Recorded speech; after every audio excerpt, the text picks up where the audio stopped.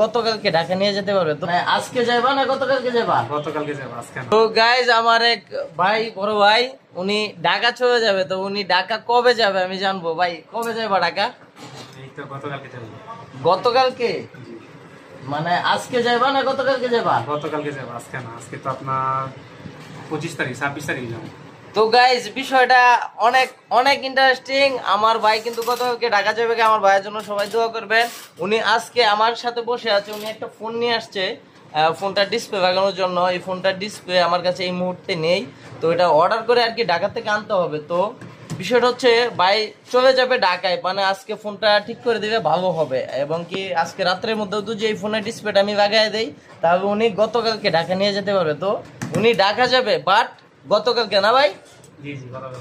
গতকালকে আবার ঠিক করে বলেন কবে যাবেন ঢাকা? 26 তারিখ। 26 তারিখ, তার মানে গতকালকে। আর আজকে কয় তারিখ? 25। আজকে 25 তারিখ আর গতকালকে হচ্ছে 26 তারিখ ঢাকা যাবে।